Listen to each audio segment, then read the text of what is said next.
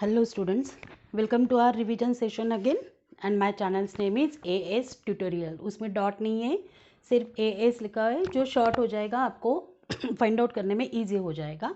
और जैसे हमने एक न्यू सीरीज स्टार्ट की है रिवीजन की, जो रिवीजन और IMPs रहेंगे चैप्टर वाइज। वैसे मैंने साइंस का स्टार्ट कर दिया, उसके बाद मैथ्स के भी वीडियोज़ आएंगे।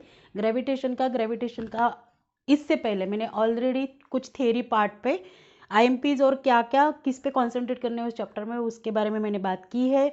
उसमें सिर्फ एक थोड़ा सा मैंने फिर when I have seen that video, उसमें मास एंड वेट का एक डिफरेंस, जिसमें मास मैंने बोला था it is denoted with small letter m। I think I have said that capital letter m, तो वो थोड़ा सा हो जाता है कभी कभी लाइव सेशन में, जब शूटिंग के टाइम कभी कभी कन्फ्यूज़न हो जाता है। अभी हम लोग कॉन्सेंट्रेट करने वाले न्यूमेरिकल्स मोस्टली ग्रेविटेशन चैप्टर में से, उस पे जो एक फॉर्मूला है F equals to G m1 m2 upon r², उसके ऊपर आप लोग ज़्यादा कॉन्सेंट्रेट मत करो, क्योंकि वो थोड़ा सा लेंदी हो जाता है और कैलकुलेशन में बहुत ज़्यादा टाइम निकल जाता है। Mostly we will discuss here only those numericals which are already हमारे बोर्ड एग्जाम्स में पूछे गए हुए हैं। अभी जो मैंने लिखा हुआ है ये हमारे टेक्स्ट बुक में से use your brain power type वाला क्वेश्चन है, जो है मार्च 19 में पूछा गया था 3 मार्क्स के लिए। वो पेज नंबर 8 पे प्रिंट है यूज़ योर ब्रेन पावर के अंदर। What is the sum, what would be the value of the g means gravitational acceleration on the earth if, अभी कंडीशन दी हुई है, if its mass was twice, अगर अर्थ का मास twice होता kilogram वाला and उसका रेडियस आज के रेडियस के कंपैरिजन में हाफ होता, तो जी की वैल्यू क्या हो जाती अर्थ पे। अगर अर्थ का मास ट्वाइस हो जाता और उसकी रेडियस हाफ रहेगी, तो value of g gravitational acceleration क्या हो जाएगा। अभी हमें कैलकुलेट करना होगा, अगर मास और रेडियस चेंज हो जाएंगे तो क्या हो जाएगा। So I have written let the mass radius and gravitational acceleration would be, वो होता अगर suppose m dash r dash indicate radius, g dash indicates the gravitational acceleration. So according to the condition, what condition are given here, that mass was twice what it is now। आज का जो मास है अर्थ का, अगर वो twice हो जाता और रेडियस अगर हाफ हो जाती तो क्या हो जाता। तो इसलिए गिवन में मैंने क्या लिखा है, अगर मास डबल हो जाता, मतलब आज का मास अर्थ का m कंसीडर किया जाता है, उसकी रेडियस r कंसीडर की जाती है कैपिटल लेटर्स में। अगर मास डबल और रेडियस हाफ हो जाती उस वक्त, तो g की वैल्यू क्या होती अर्थ के ऊपर। That means we have to find out the value of g dash gravitational acceleration उस टाइम का। But we know the formula for gravitational acceleration is capital letter G, capital M upon R square. G indicate our universal gravitational constant, M is mass of earth। here हम earth के बारे में सोच रहे हैं, इसलिए मैंने earth बोल रही हूँ, और radius according to this formula. तो ये G डैश का फॉर्मूला क्या होता, the same, G dash equals to G, वो कांस्टेंट रहता है everywhere, universal constant. So G m dash r dash planet की उस टाइम का gravitational acceleration. So according to that, but in given part we know that m dash is nothing but 2m, twice of mass, and r dash is half of radius. So I have written the values of m dash r dash here, only substitution किया हुआ है। अभी उसके बाद अगर आप ये step reduce भी कर देते हो तो कोई प्रॉब्लम नहीं है टाइम कंज्यूमिंग के लिए। और जिन लोगों को ये कैलकुलेशन ओरली आ जाएगा कि जैसे ये स्क्वायर हो जाएगा तो 1/2 बन जाएगा 1/4, और डिनोमिनेटर का denominator is always goes in the numerator in multiplicative form. तो वो स्टेप, अगर ये वाला स्टेप आप स्किप भी कर दोगे तो कोई प्रॉब्लम नहीं होगी। इसके बाद ये जब 4 मल्टीप्लिकेशन में जाएगा तो 4 और 2 का प्रोडक्ट बन जाएगा 8, और हमें मिल जाएंगे variables g m r square. but g m r square in numerator gm, denominator r square is nothing but earth's gravitational what it's now. so g m upon r square is nothing but the g, अभी ये जो मैंने यहाँ पे लिखा है, but g equals to G M upon R square. So G M upon R square वो बन जाता है g, तो g dash is 8 times the earth's gravitation now. So after this, do not forget to write your full sentence answer because it lasts half mark. The value of g would be, अभी यहाँ पे unit तो कुछ है नहीं because we are only comparing both of them, so unit cancel हो जाती है. We are comparing only the gravitational accelerations, तो यहाँ पे यूनिट नहीं आएगा. लेकिन अगर फाइनल एग्जाम में आप फाइनल आंसर लिखते समय अगर यूनिट भूल जाते हैं, कोई वैल्यू हमने कैलकुलेट की है विथ यूनिट, अगर यूनिट लिखना भूल जाओगे तो यहाँ पे हाफ मार्क कट हो जाएगा. 3 मार्क्स का या 2 मार्क्स के न्यूमेरिकल्स होते हैं. ये था मार्च 19 के क्वेश्चन पेपर में 3 मार्क्स के लिए. पेज नंबर 8 पे ये क्वेश्चन प्रिंट है, ये पूरा उसका आंसर है. और इससे पहले मैंने एक और कंसेप्ट लिखी हुई है, देखो. Weight on moon is always equal to 1/6 of weight on the earth. Same relation is related to the gravitational acceleration also. The acceleration gravitation on the moon is 1/6 of gravitational acceleration on the earth. वो same comparison में है. इसके ऊपर 1 mark का objective type का कोई भी question आएगा. कभी कभी एमसीक्यू में आ जाता है कि अगर मून पे किसी पर्सन का वेट 9 न्यूटन है तो अर्थ पे कितना रहेगा. अभी मून छोटा है, अर्थ बड़ी है. जो छोटा है वो अगर बड़ों की तरफ जाएगा तो मल्टीप्लिकेशन में जाना है, उसको याद रखो. अगर मून का दिया है 9 न्यूटन वेट, मून पे एक पर्सन का वेट है 9 न्यूटन, तो अर्थ पे क्या रहेगा, तो multiply 9 with 6 that is 54 Newton. Same उल्टा भी आ जाता है. कभी कभी अर्थ के ऊपर पर्सन का वेट दिया होता है. A person weighs 72 newton on the surface of the earth, then what would be its weight on the moon. तो 72 को आपको 6 से डिवाइड करना पड़ेगा. ओके, तो 12 न्यूटन आ जाएगा. तो आप हमेशा याद रखो, एक मार्क के लिए ऐसे वाला क्वेश्चन आ जाता है. अभी वो जो सेकेंड वाला मैंने एक्सप्लेन किया है मार्च 19 का, वो आपके सामने है. आप उसका स्क्रीनशॉट निकाल लो. Then we will discuss the next numerical. Okay students, आपने स्क्रीनशॉट ले लिया होगा पहले सम का. अभी मैंने यहाँ पे दूसरा सम लिखा हुआ है जो बोर्ड के एग्जाम में पूछे गए हैं. ये दोनों भी मतलब क्वेश्चन एक ही है लेकिन 2 बार वे अब अलग अलग वैल्यू के साथ और अलग मार्क्स के लिए क्वेश्चन पूछा गया है. पहले पूछा गया था मार्च 19 में 2 मार्क्स के लिए. तो मैंने जैसे आप पढ़ोगे, कॉन्सेंट्रेट करोगे सम्स की तरफ, तो मैंने 2 वैल्यूज़ लिखे हुए हैं. 3 kg एंड ऑब्लिक मैंने लिखा है 5 kg विथ ब्लू कलर. यहाँ पे सेम द डिस्टेंस 125 मीटर और 490 मीटर लिखा हुआ है. तो ये जो ब्लू कलर का मैंने लिखा हुआ है ना, वो था मार्च 19 के क्वेश्चंस के लिए. और वहाँ पे सिर्फ और सिर्फ टाइम कैलकुलेट करना था. सम क्या है कि एक आयरन बॉल और any object which is having some mass, जैसे यहाँ पे 2 मासेस दिए हुए हैं 3 kg और 5 kg, वो रिलीज किए हुए हैं किसी हाइट पे. एक हाइट पे उनको लेके गए और वहाँ से उनको रिलीज कर दिया, वहाँ पे छोड़ दिया वहाँ से नीचे. सपोज 3 kg वाले ऑब्जेक्ट का हाइट था 125 मीटर और 5 kg के लिए दिया हुआ था 490. तो ये जो 5 kg और 490 के लिए क्वेश्चन दिया हुआ था वो मार्च 19 के लिए 2 मार्क्स के लिए. वहाँ पे सिर्फ हमें वो ऑब्जेक्ट नीचे जब गिरेगा अर्थ की तरफ तो वो कितना टाइम के बाद नीचे आएगा अर्थ के सरफेस के ऊपर, वो कब नीचे आएगा, ऐसे क्वेश्चन पूछा गया था. सिर्फ इतना ही हमें कैलकुलेट करना था 2 मार्क्स के लिए. और 3 मार्क्स के लिए सेम क्वेश्चन जुलाई 20 का 3 मार्क्स के लिए दिया हुआ था.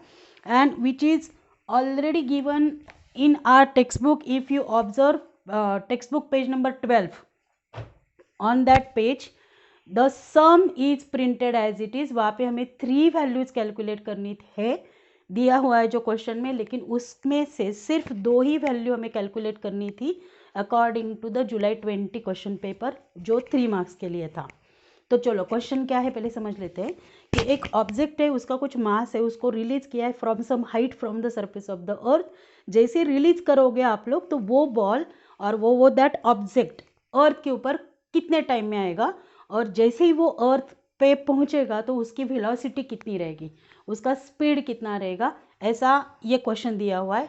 So the iron ball of mass 3 kg. अब मैं सिर्फ ये 3 मार्क्स वाला पढ़ रही हूँ.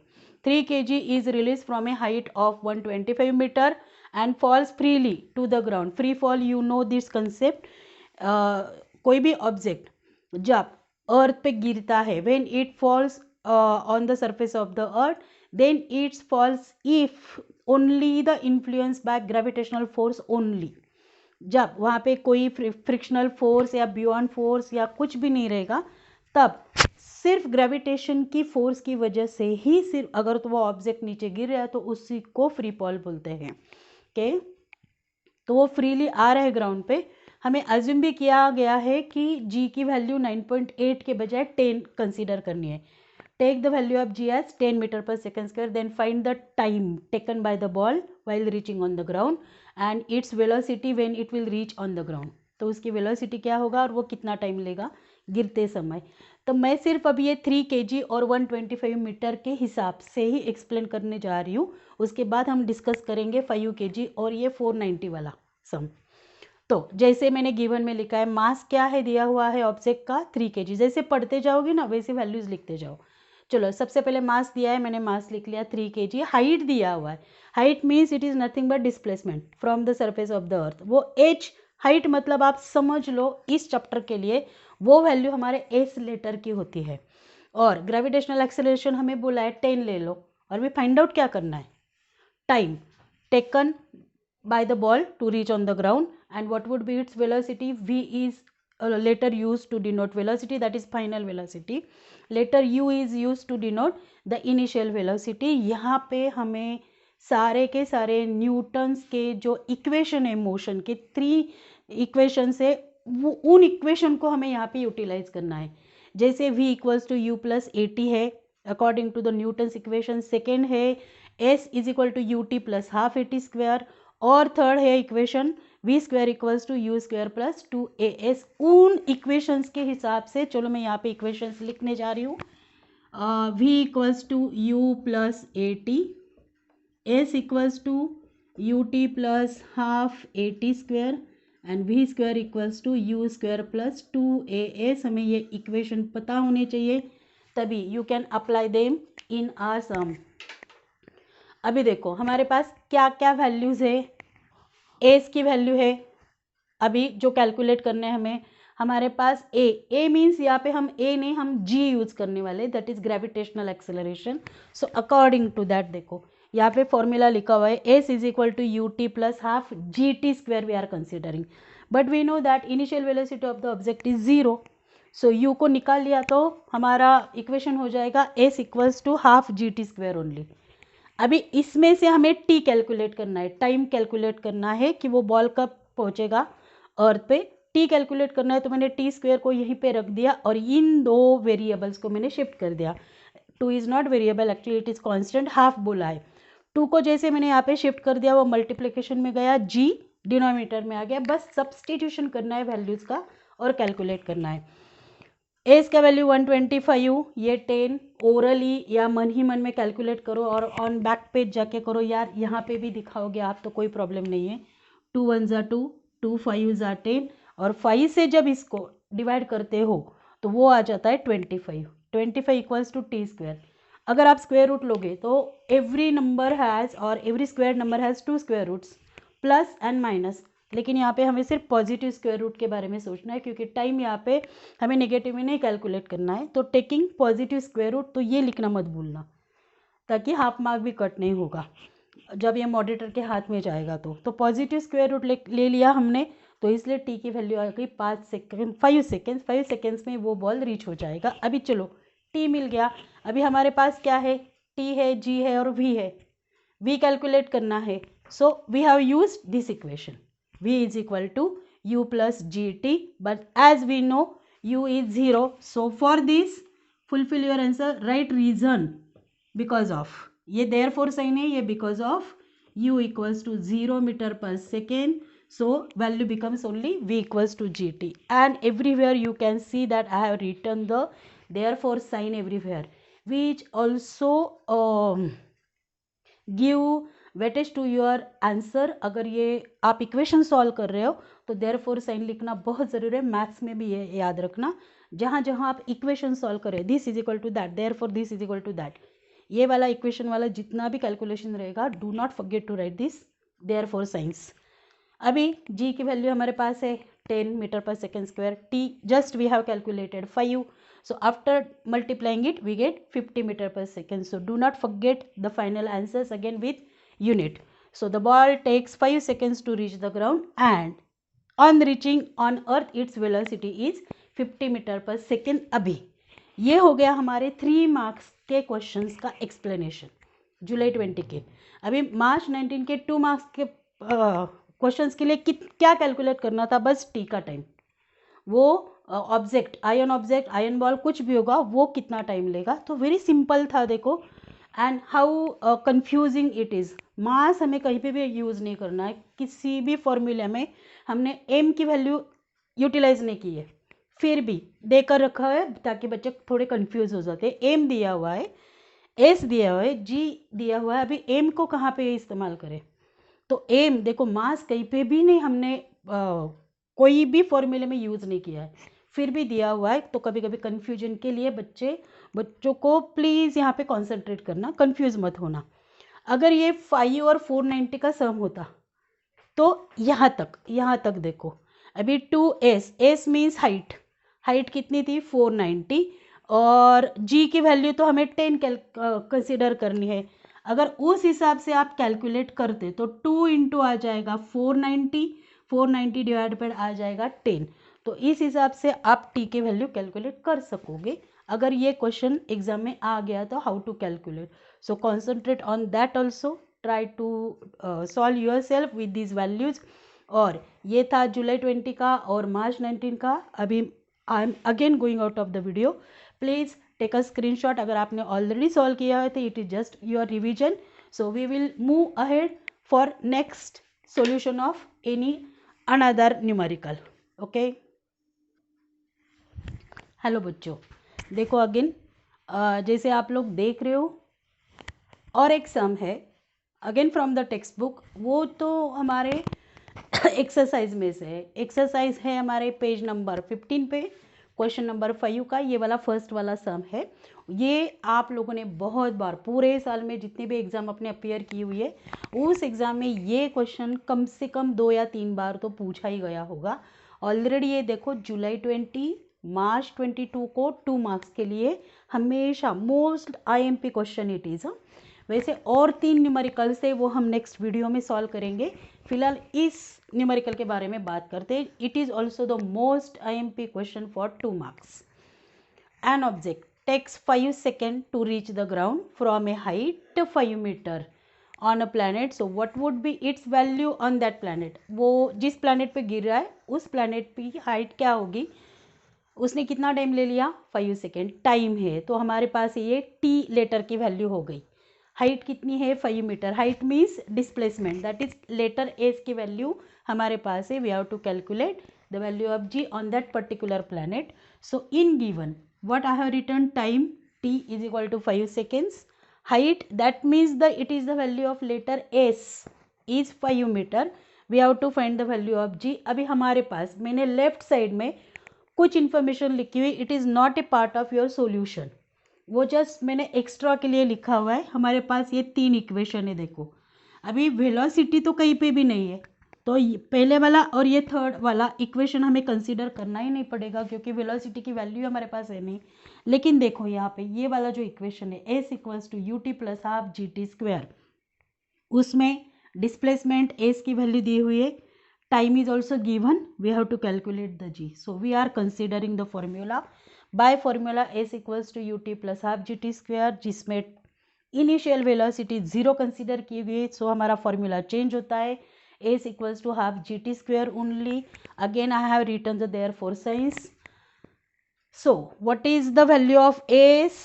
5 meter. What is the value of time here? 5 again same. So 5 square I have written. आप जिस तरीके से चाहे उस तरीके से कैलकुलेशन करो. कोई बच्चे ये 5 into 5 करके 5 on both sides of equation is given. If same values are given and only multiplication or division processes are given on both the side, we can cut them the equal values. Even plus में भी रहेगा और equal है with sign and value equal है, वो भी cancel हो जाती है. तो यहाँ पे कोई बच्चे ऐसे भी करे हुए. मैंने सिंपल कैलकुलेशन की. Each and every step I have written ताकि each and every type of student can easily understand. देखो पहले 2 को हमने शिफ्ट कर दिया तो ये डिवीजन में ये मल्टीप्लिकेशन में हो गया। यहाँ पे 5 का स्क्वायर मैंने लिख दिया 25, इन दोनों का मल्टीप्लिकेशन हो गया 10। अभी 25 को वहाँ से शिफ्ट करो, लेफ्ट साइड में लेके आओ, because we have to find the value of g. वो जैसे ही लेफ्ट साइड में आ जाएगा वो डिवीजन में चला जाएगा। ये डिवीजन मैंने यहाँ पे कैलकुलेट करके दिए, क्योंकि कोई कोई बच्चों को ये भी प्रॉब्लम हो जाती है कभी भी 10th में आके भी, कि ऊपर तो छोटा नंबर है, अभी डिनोमिनेटर में बड़ा नंबर है, तो कैसे कैलकुलेट करें। सिंपली जैसे हमने डिवीजन की प्रोसेस पढ़ी है फ्रॉम द स्टैंडर्ड 3rd और 1st और 2nd में, जिस स्टैंडर्ड में आपने पढ़ा है ये हाउ टू डिवाइड, मैंने हमें 10 को 25 से डिवाइड करना, तो पहला क्वेश्चन तो 0 आ जाएगा 25 के टेबल में, तो डेसिमल लेते ही ये 0 बढ़ गया, तो 25 4 जा 100, सो हमारा आंसर हो जाएगा 0.4। ये जस्ट मैंने सपोर्ट के लिए मैंने यहाँ पे सॉल्व करके रख दिया है, लेकिन no need to show here. आप कहीं पे भी जाके या पेंसिल से भी कर सकते हैं साइड में कैलकुलेशन, जिनको प्रॉब्लम है, बिकॉज आई नो 25 4 जा 100, लेकिन एक 0 यहाँ पे कम है तो उसको डेसिमल में लेना पड़ता है। So 0.4 is the value of G, that is G equals to 0.4 meter per square, and do not forget to its final answer or final statement with unit. Unit भूल गए तो हाफ मार्क कट हो जाएगा। So this question is very very very important again, और 3 sums और 3 numericals इस chapter के बच्चे, जिसमें अगेन 1-2 न्यूमेरिकल्स ऐसे कि जो इम्पोर्टेंट्स में आ जाएंगे।